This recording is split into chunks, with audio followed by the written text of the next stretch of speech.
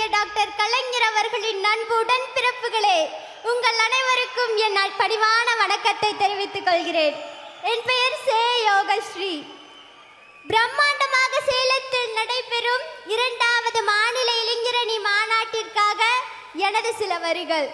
சாதி மத வேறுபாட்டை எதிர்த்து சரித்திரம் படைத்த தந்தை பெரியாரின் மாணவர் படையே வருக. மொழி ஆளுமை பெற்ற மாபெரும் சகாப்தமாம் பேரறிஞர் அண்ணாவின் தம்பி படையே வருக. பல தமிழ் சிற்பங்களை செதுக்கிய பைந்தமிழொழியா முத்தமிழறிஞர் டாக்டர் கலைஞர் அவர்களின் அறிவு படையே வருக. உழைப்பாலும் உறுதியாலும் உயர்வடைந்த உலகம் போற்றும் முதல்வராம் தளபதியின் தங்கப்படையே வருக.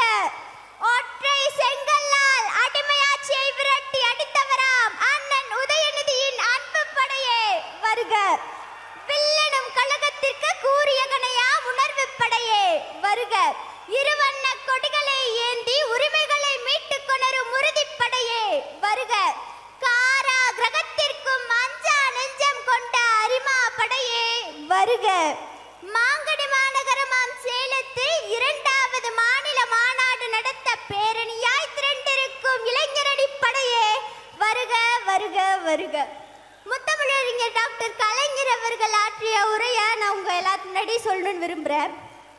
ஆண்டவன் படைப்பில் அனைவரும் சமமெனில் அவன் உயர் ஜாதிக்கு மட்டும் தங்கத்தால் மூளை செய்து தலைக்குள்ளே வைத்தானா, மற்ற ஜாதிக்கெல்லாம் மண்டைக்குள் இருப்பதென்ன களிமண்ணா சுண்ணாம்பா.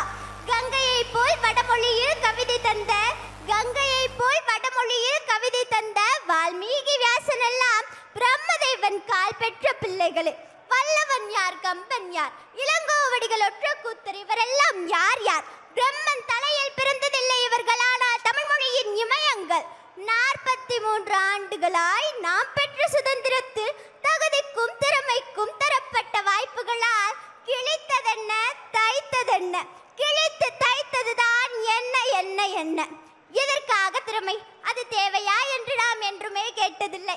ஆனால் ஏகலவன் வித்துகற்கு இந்த சாத்திரமும் அனுமதிக்கவில்லை.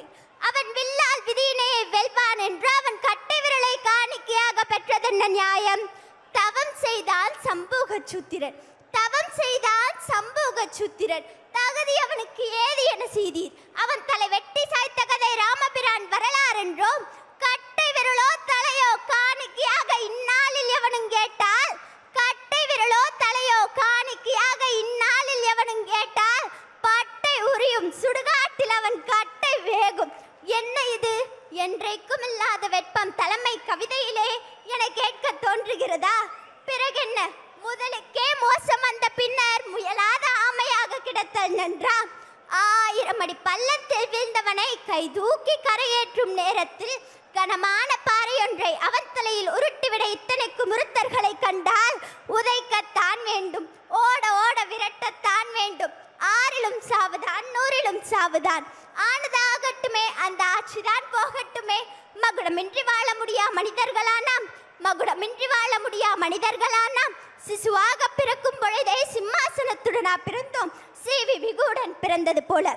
கொற்றக்குடையா கொள்கையா எது வேண்டுமெனில், கொற்றக்குடையா கொள்கையா எது வேண்டுமெனில், கொள்கையை விற்று பிழைக்க வேறு நபர் பாரென்றோம்.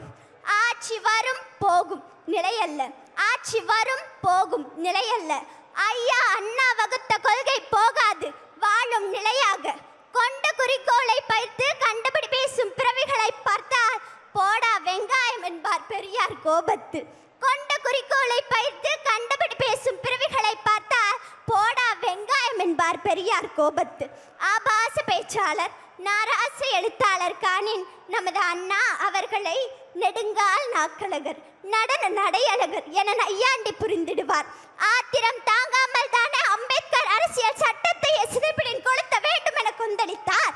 எந்த தலைமுறையும் இந்த தலைவர்கள் போல் இனியொரு முறை காண்பதில்லை. அந்த தலைவர்களின் எண்ணங்கள் வெற்றி பெற சூளுரைப்போம், சுடர்முகம் தூக்குவோம், இடர்பல வரினும் வெற்றி காண்போம். ஒரு கருணாநிதி போனாலும் பல கருணாநிதிகள் உருவாகுவார்கள் என்று தலைவர் கலைஞர் அவர்கள் அன்றே சூளுரைத்தார். அறம் வெல்லும், அநீதி வீழும். இணைந்திருப்போம் உடன்பிறப்புகளாய். நன்றி, வணக்கம்.